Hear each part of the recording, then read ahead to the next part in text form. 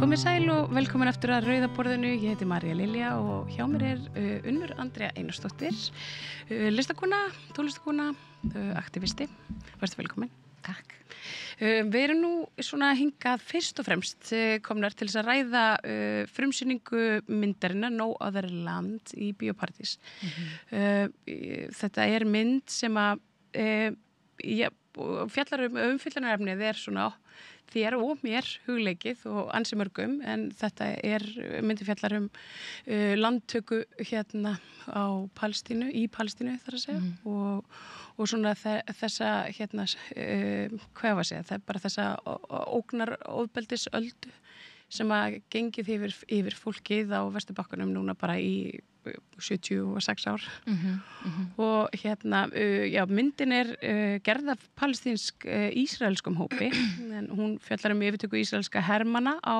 Masafer Yatta á Vesturbakkanum og bandalagið sem myndast á milli palestínska aðgerðasinnans Basel og ísraelska blaðamannsins Yuval. En hérna, þetta mynd sem vann Óskarsverðlaun og hérna hefur verið svona mikið í hérna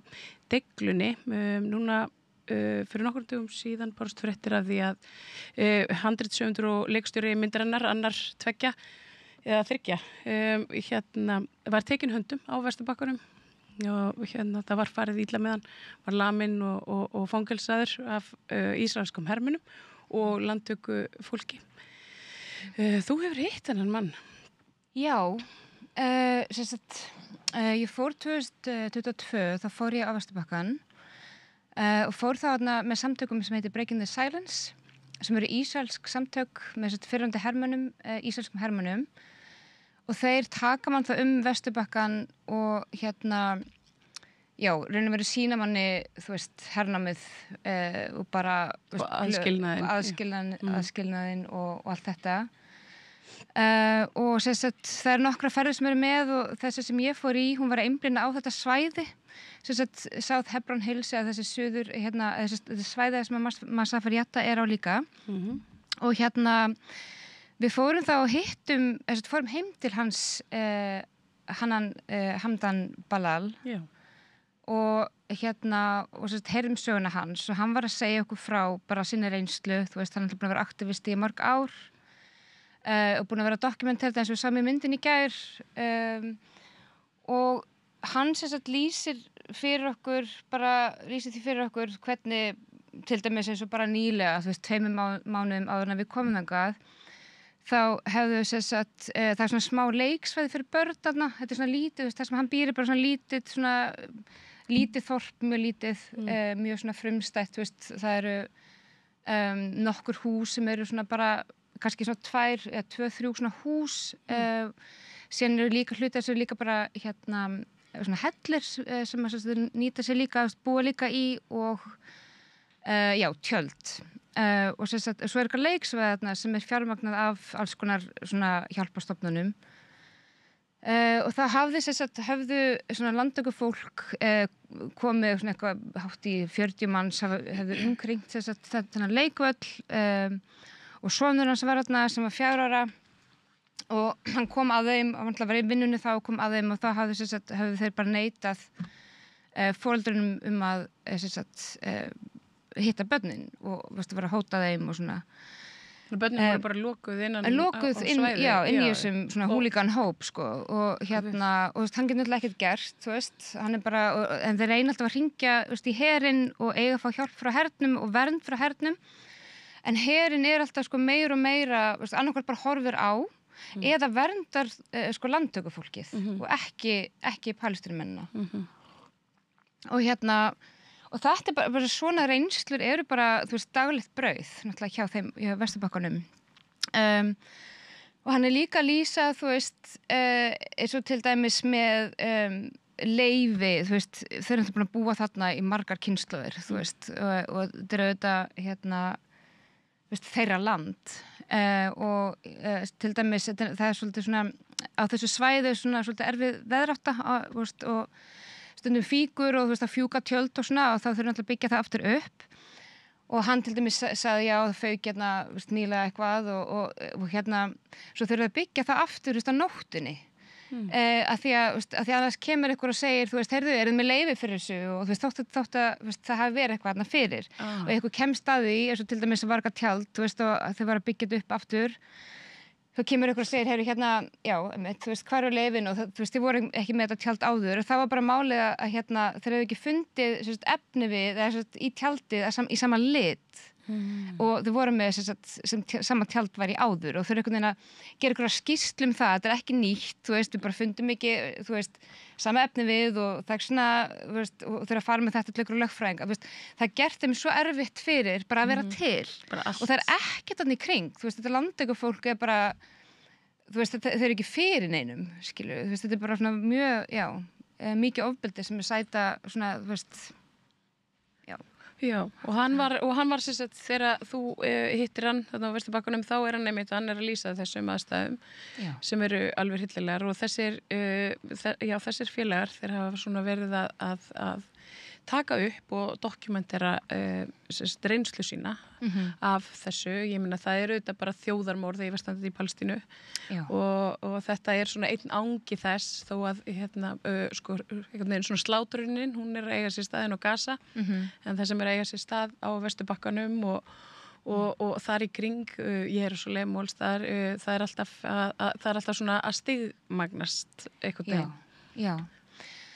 Sko, þetta er mjög svipað svona eins og á Gaza, fyrir utan það að þetta er svona mjög hægfara. Þú veist, og þetta er búin að gerast svona það hægt, þú veist, þessi landtöku byggðir, sko, ég hef líka keyrað þarna með vinum mínum, hann var að sýna mér bara hvernig, sko, þeir byggja svona hægt og rólega, þú veist, í kringum palestínsku þorpin.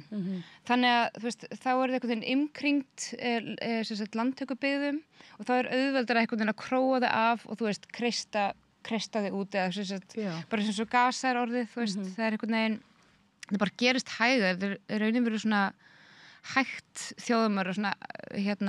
hæg þjóðurnisreinsun en auðvitað eftir 7. október þá náttúrulega er miklu meira ofbeldi og, þú veist, miklu meira að fólk sé drepið, þú veist, og landtökufólkið bara sér einhvern veginn færi því að skjóta og, þú veist, þeir náttúrulega meira með rifla og það var jafnvel, sko, þeim var jafnvel, sko,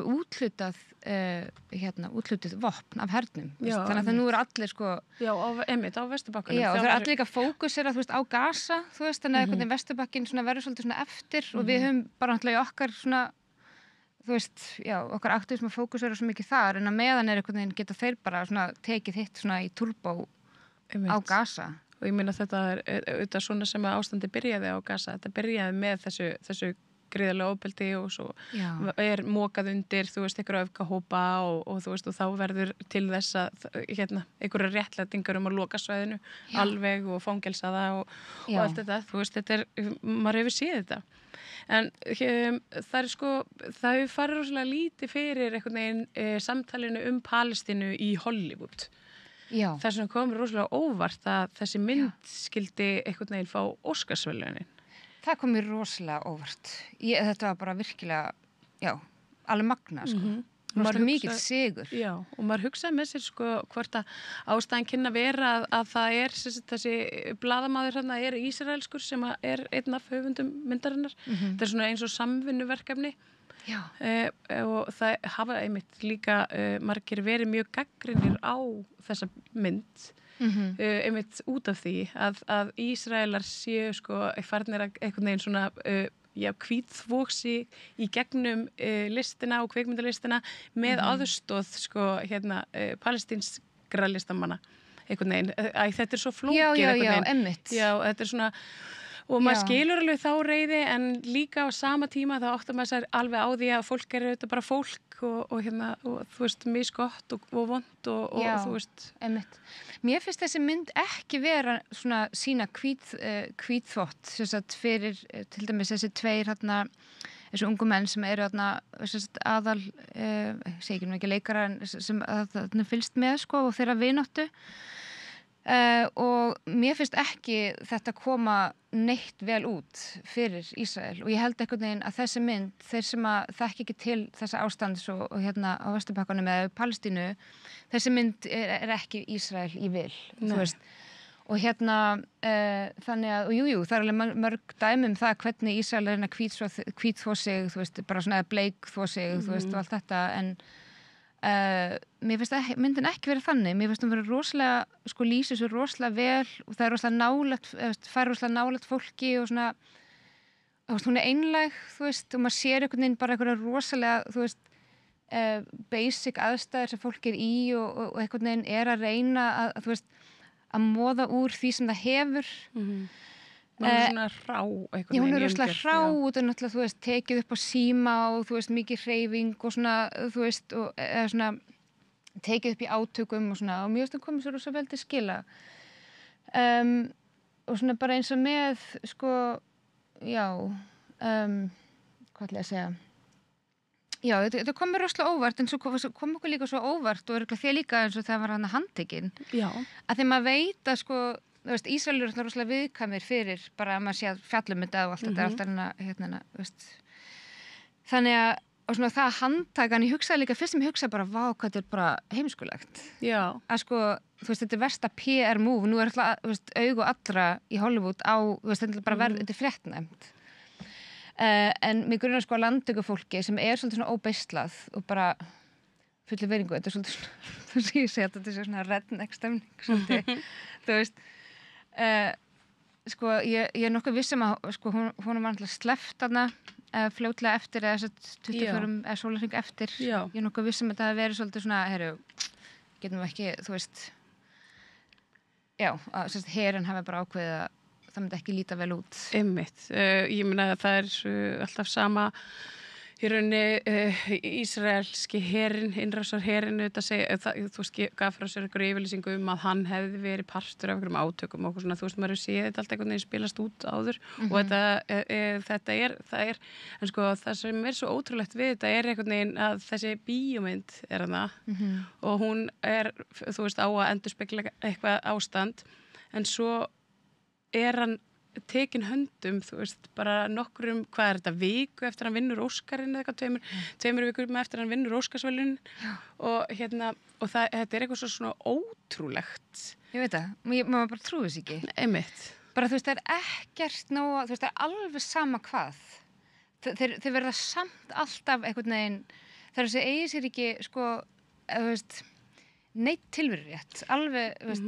og maður er líka að hugsa þetta svona í þú veist, hvort þetta sé, þú veist, það sem að maður hefur verið að fylgjast með er að, þú veist, Ísrael virðist alltaf vera svona, ef að, þú veist, með, sko, fullri virðingu fyrir börnum, þá eru börn oft svona, þau eru alltaf svona að testa, svona hversu langt þau geta farið, eða bara, þú veist, en ég meina, eða bara ofbeldismenn, ég meina þeir eru, þú veist, þegar þú horfir á bara heimilisofbeldismál sem að bara einhvern veginn ágerist yfir eitthvað tímabil, þá er það yfirleitt þannig að þú veist að ofbeldismaðurinn, hann svona byrjar að svona, gengur alltaf skrefi lengra, sko, af því að ef hann kemst upp með eitthvað, þá gengur hann lengra næst, sko. Og ég fekk allavega svona tilfinningu þegar hann var tekin höndum að þetta væri svona, þeir væri svona testa, sko, þú veist, það væri verið að tjekka viðbröðin svona í veröldinni og ég meina það komu reyndar, þú veist, ég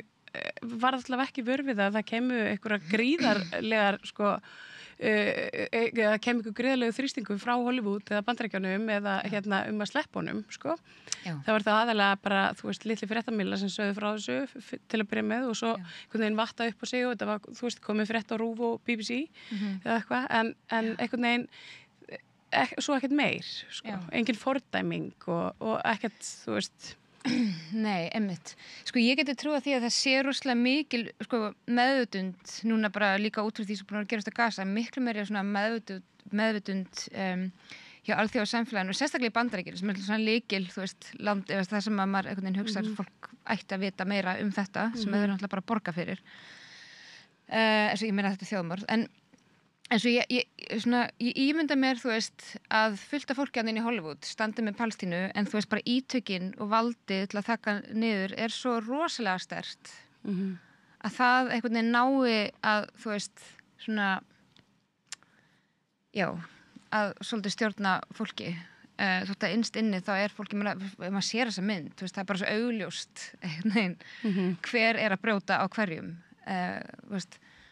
Þannig að hérna, já. Sko, já, þetta sem sagt, ég að lesa hérna Masafer Yatta, sem sagt þetta svæði. Já. Var skilgreint sem æfingasvæði fyrir ísraelska herinn á 9. áratug síðustu aldar og þá var íbúum gert að yfirgefa svæðið og þá þetta voru bedóinarnir sem þeim voru svona stökkt og flott út í eyðimörkina. Einmitt. Og hérna en það eru þessir hermenn sem mæta reglulega og rífa einmitt niður tjöld og bíla og eitthvað svona. En eitthvað svona, nú ert þú búin að vera að fylgjast með þjóðamorði í beinni útsendingu bara hérna núna síðasta rúma árið eins og við svo mörg. Eitthvað svona sem var, eða komið þér eitthvað sérstaklega óvart í þessari mynd? Í myndinni, nei. Bara alls ekki. Líka bara því að fara á Vesturbakkann og jafnvel sko því fórðangað það var heldur ekkit, þú veist, það var heldur ekkit mikið sem komur óvart. Nei. Það svona, maður lærði svona ýmislegt bara kannski svona meira tæknilega atriði, þú veist, hvernig þeir fara að því að svona, að réttlæta þessu útskúfun þessi niðurrif og til dæmis þá, eins og þú veist að tala um þetta herna, svona æfingasvæði, heitir hérna Firing Zones. Og það eitt af því sem þeir segja bara, já, herinn þarf þetta landsvæði, þú veist, til þess að æfa sig og síðan bara eru ekkert endilega að nota þessi svæði, þú veist, þetta bara svona einhver afsökun, svo getur endilega sagt, þú veist, já, við þurfum að víkka það út og þannig einhvern veginn fæði landsvæði, þú veist, og síðan annað sem þeir gera til að segja, þú veist, það eitthvað svona lög, þú veist, ef að það ekki búið að rækta eitthvað, ólífutré eða eitthvað á einhverju landi í x mörg ár, hvort þessi 1, 2, 3 ár, ég manna ekki alveg, þá má það á ríkið landið eða einhver annar má bjóða í landið eða eitthvað þannig. Og það sem að landtökufólki þá gerir, það passar, reynir að sjá til þess að hérna Palestínufólki nær ekki að uppskera það næri einhverju uppskeru. Þannig að það að sabotasa og jafnvel kveiki trjám og svona. Þetta hérna þekkst það líka mikið af fólki sem að fer og reynir að hjálpa þeim að vera svona einhvers konar svona skjöldur, þú veist, gegn þessu landtökufólki. Og eitt af þeim verkefnum, sko, eina ástæðan fyrir Fótur Palestínu sín tíma að því að mér langaði að fjalla þessar svona tilskipanir, þú veist, og hvað það bara þýðir að missa heimili sitt eða fá svona tilskipun. Og þá það bara jafnvel orðið það auðvelt sko, jafnvel svona í svona þéttbyggðum svæðum eins og í kringum Betlehem eða í Hebron að segja bara, heyrðu, húsið þetta á öryggissvæði. Þetta öryggisógn, þú veist, ef við þurfum eitthvað. Og ein kona sem ég talaði við, hún bara einn daginn það standa 40 hermenn fyrir utan heima hjá henni og eru með eitthvað skjal og segja bara, þú veist, við þurfum að rífa húsið. Hún fyrir ekkert að vita hvenar. Þú veist, og náttúrulega, hún getur ekki selt húsið af því að það náttúrulega bara á þannig svæði. Þannig að þau eru alltaf búin að missa aðleiguna en veit ekki hvenar. Þetta bara hrikalegt að, þú veist, lifa við þetta. Það sem ég langar að segja líka að hérna, já, það var ekki þetta sem komið mest á óvart vegna þess að ég þekkti þetta svolítið svona, bara með því að hafa fylgst með því og svona áður en ég fór.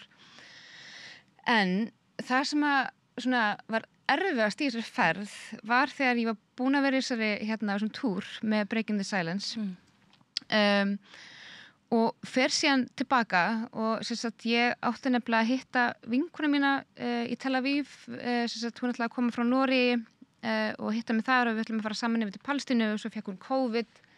þannig að ég var bara eitthvað ein og var okkur ógeðslega hóteli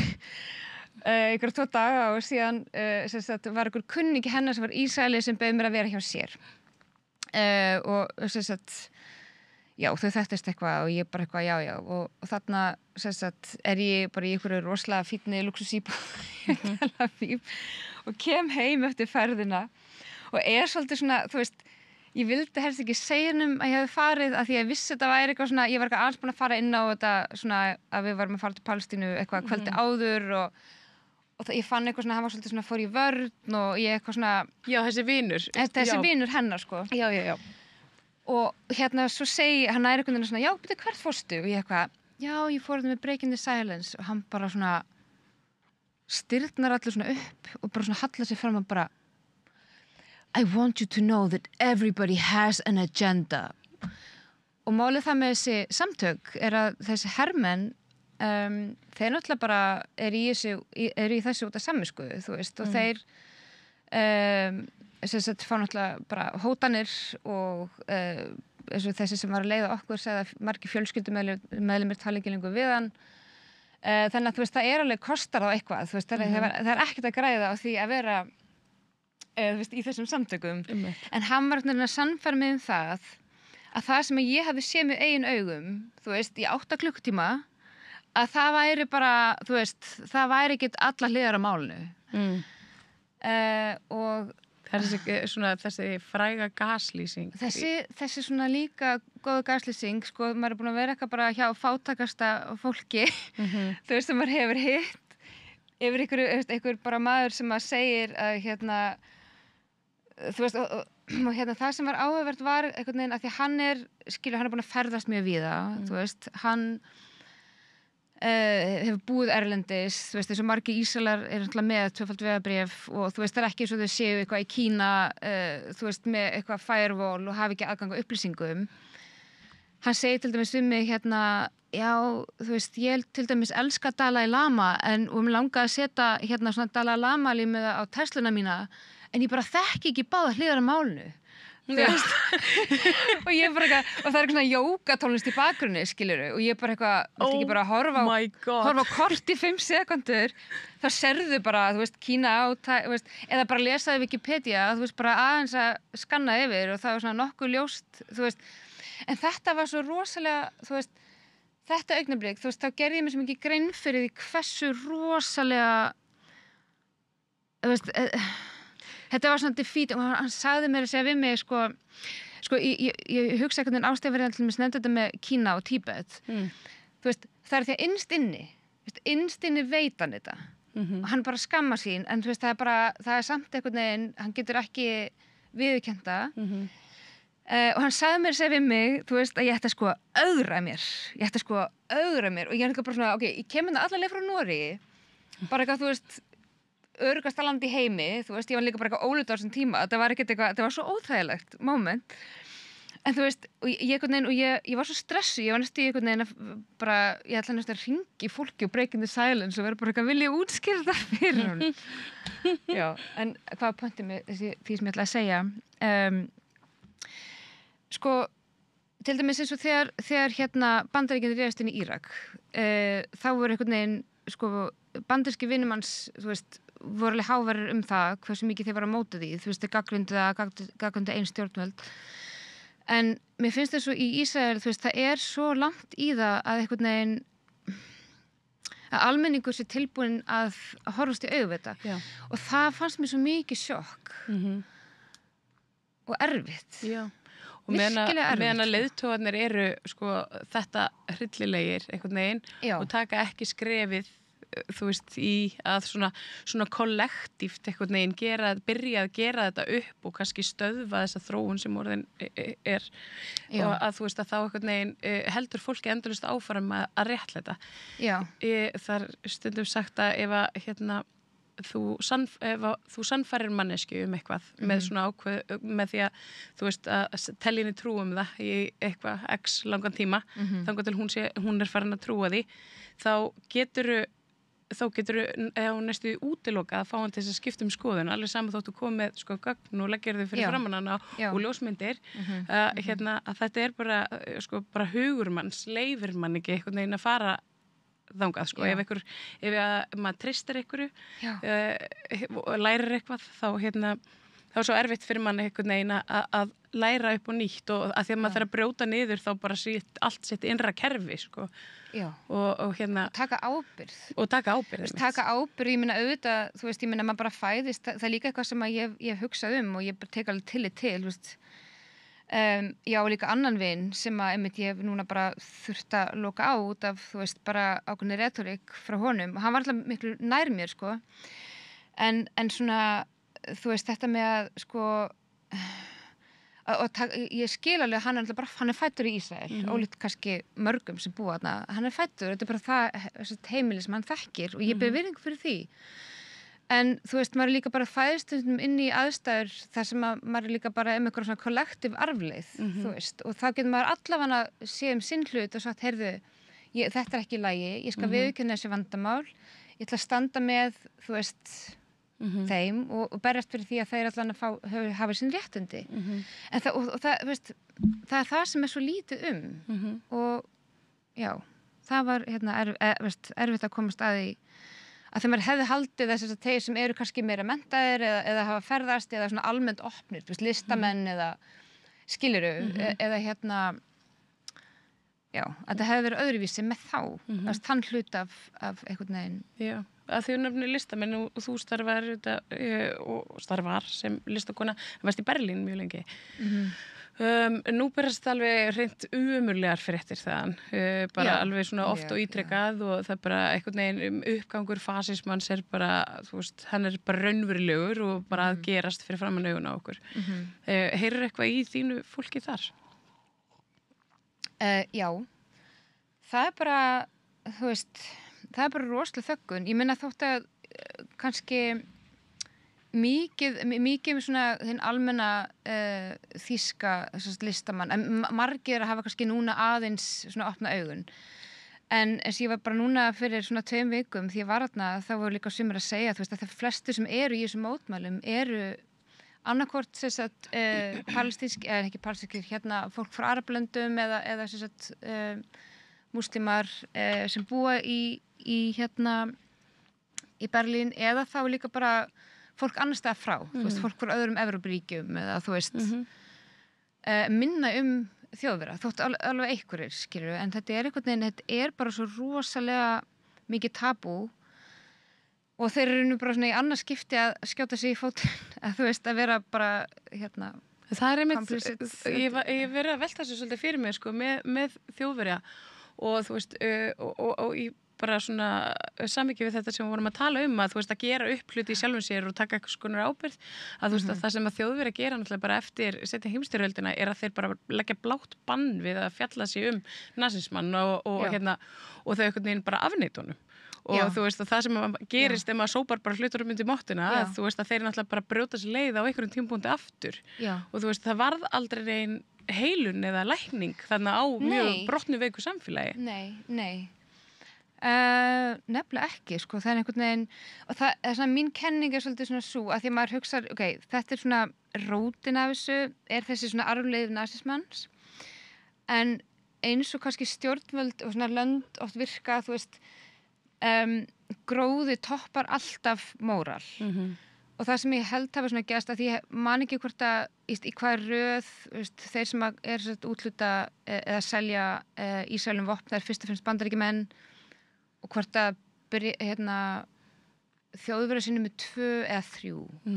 Þetta eru Þjóðverjar, Bretar og Bandaríkjamenn eitthvað svona. Já, eitthvað svoleiðis. Þannig ég held einhvern veginn líka að þetta sé, þú veist, að út af því að þeir eru með sérstök tengsl við Ísrael út af þeirra sögu og þá verða líka til viðskiptatengsl, þannig að þeir eru líka svolítið bara að halda í, þú veist, mjólka þá kú. Það er svona mín kenning allavega. En svona eins og það var svolítið áverð eins og með Nan Goldin sem að koma þarna bara, Nan Goldin rosalega frægur, ljósmyndari, einum frægustu bara ljósmyndurum fyrir það síðar.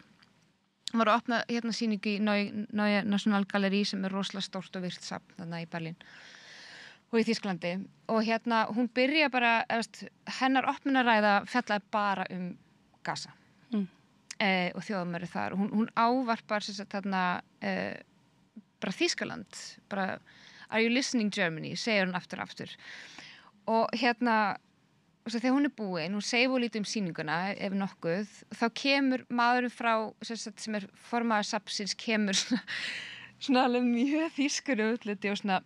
We want to reiterate that this statement does not come on behalf of the museum. Eitthvað svona,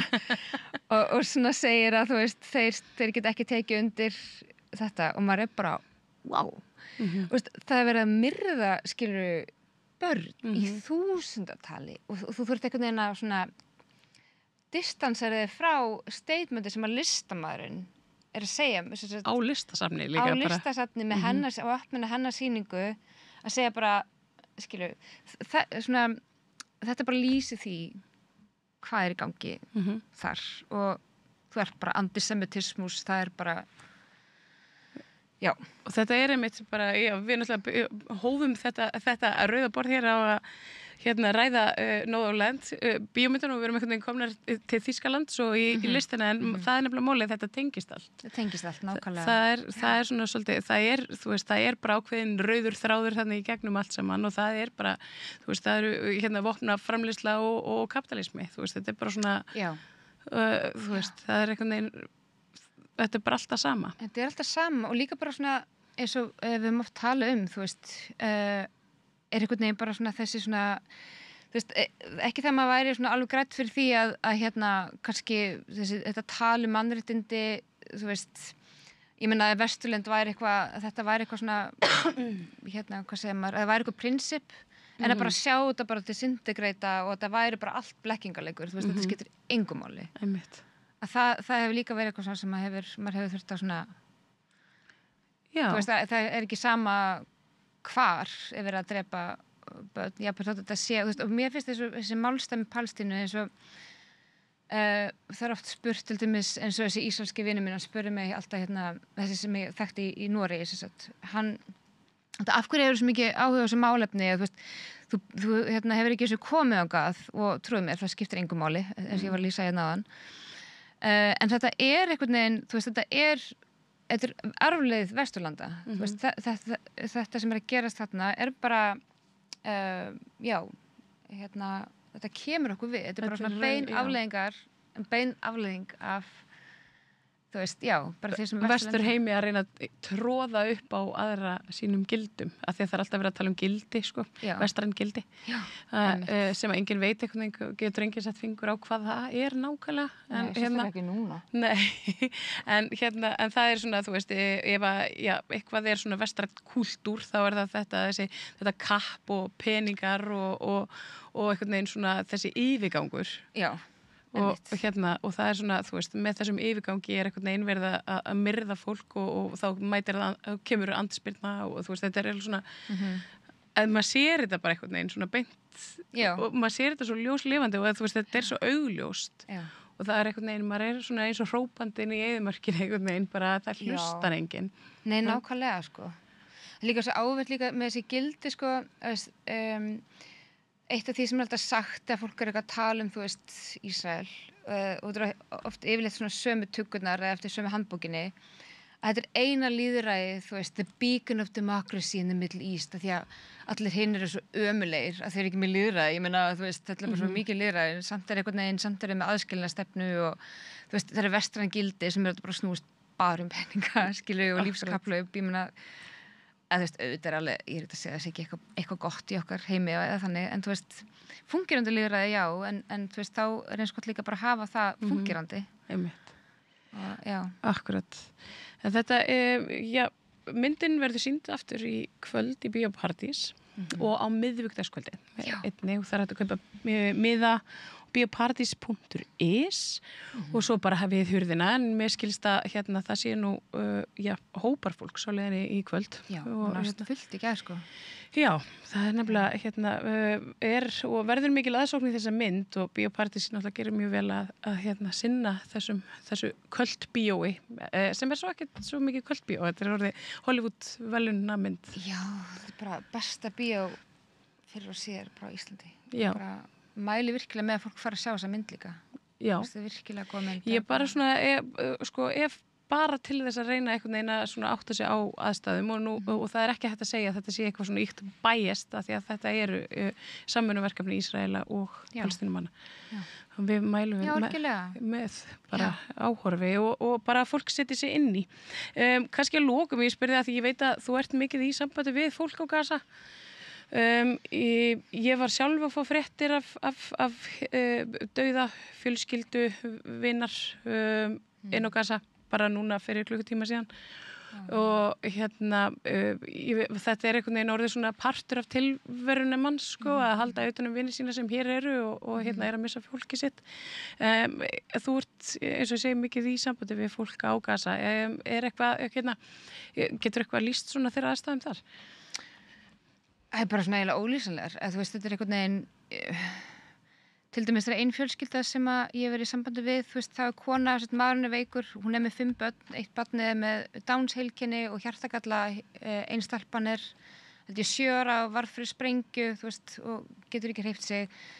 Og þau fóru til Norður-Gaza og þar haldið áfram að sprengja, þannig að þau þurfa að færa sig, þú veist, það ekkert að borða, það líka rosalega erfitt að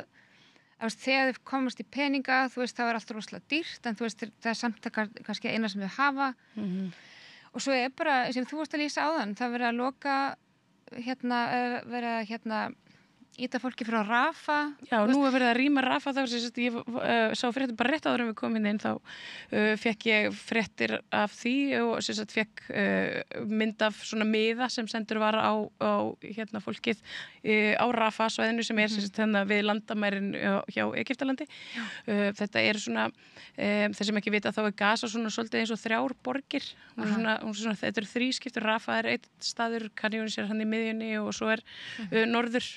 þú veist, og Kanjúnis og Gaza borg og svo og svo norður Gaza. Þetta svona nokkur svæði, bara svona ekkert ósvipað höfuðborgarsvæðið. Ég held að sé mér svona ekki ósvipað í stærð. En já, það verið að rýma núna Rafah, en það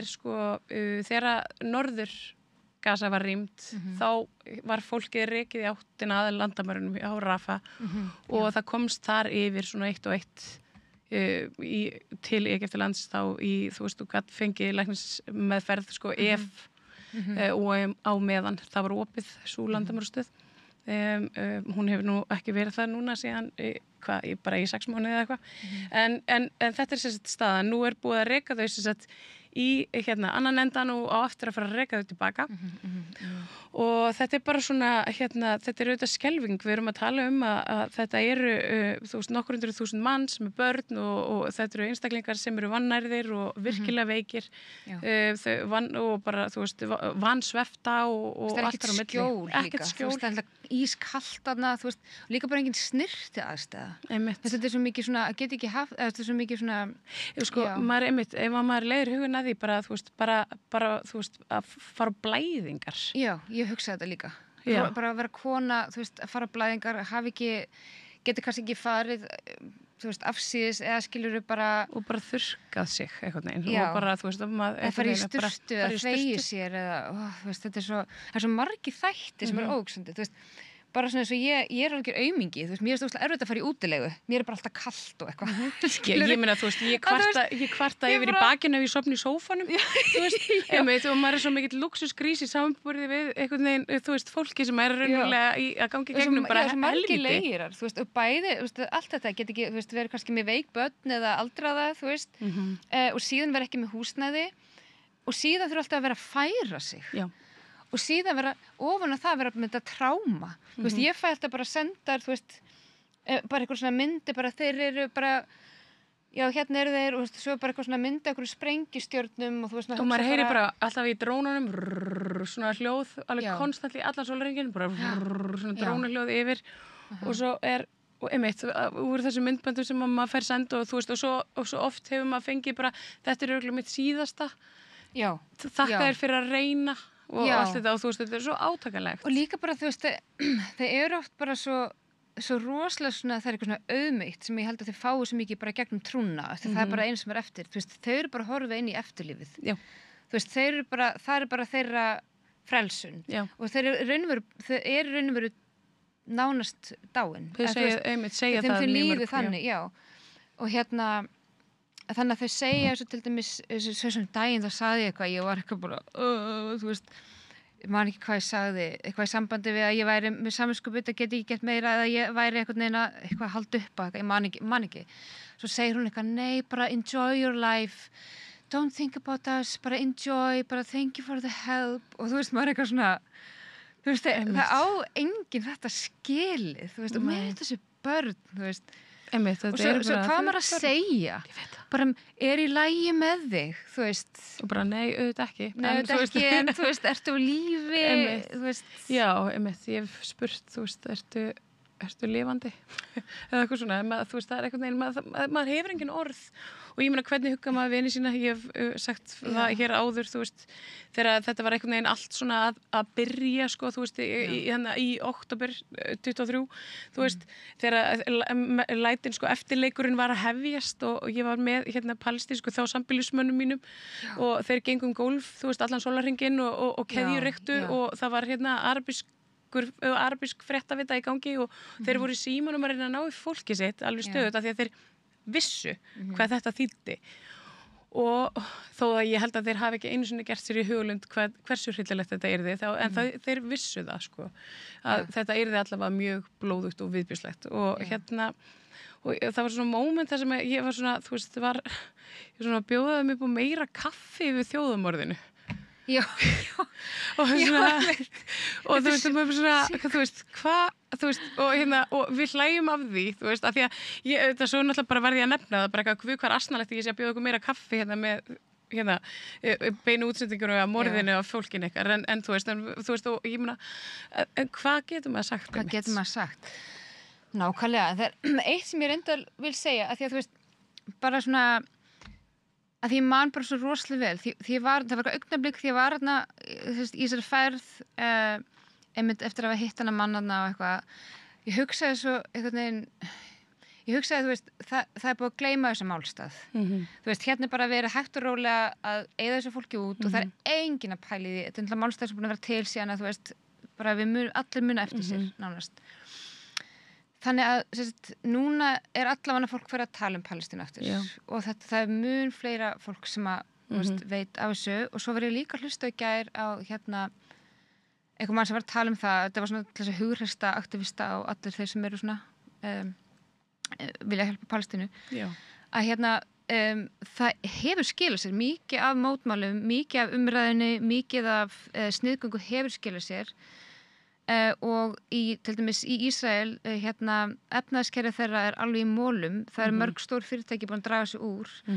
og ég menna eins og Netanyahu hans svona draumur er náttúrulega bara stríð með Íran þú veist og það er ekkert gott fyrir efnahaginn í Ísrael ég menna það eru fjárfestar fyrirtæki að draga sig út og þú veist túrismin er í mólum og það eru margir þú veist sem bara eru með tvöfald vegabréf sem eru bara að vilja flytja, þú veist, það er oftast fólk svona sem hefur það val, þannig að þú veist, það er ekki alveg, það er eitthvað svona silver lining, þú veist, það er eitthvað að vinna líka með okkur, þú veist, þótt að sé mjög langt í land. Já, einmitt, og fórnarkostnaðurinn er einhvern veginn, þú veist, hann er gríðalegur og allt það, en þú veist, þetta er, það er ljósipunkturinn í þessu er einmitt sá að fólk er svona, það er að opna augun. Það er að opna augun og já, eitt sem ég líka vil segja bara fyrir palestínumenn, bara það að maður svona viti af þeim, þú veist, það gefur þeim rosa mikið, þú veist, að bara vita það að heimur standa með þeim. Þú veist, þótt að segja ekki nema bara einstaklingar að því að þeir hafa einhvern veginn svo mikið verið að berast fyrir því fólk sé að hlusta og bara einhvern veginn, þú veist, það er rosa mikils virði. Ég held að það sé bara alltaf leið við segjum það hér að til dæmis bara ekki versla við Starbucks sem er ofnum lögunum Já, til dæmis það og önnur fyrirtæki sem einhvern veginn móka peningum í þennan hrylling bara sem að eiga sér stað. Já, algjörlega. Unnur Andrea Einarsdóttir, listakona og aktivisti, þakka kærlega fyrir að koma til okkar við rauðaborðið og að tala bíó og svo bara einhvern veginn mannréttindi og heiminn eins og hann blasir við. Takk fyrir. Takk sem leiðist, takk fyrir að bjóða mér. Þú ekki við það er meira hér handa við hlið. Með því að ganga í leigjendasamtökin styður þú baráttu leigjenda. Leigjendasamtökin eru fyrir öll þau sem vilja vinna að réttlæti og öryggi á húsnæðismarkaði. Leigjendasamtökin.is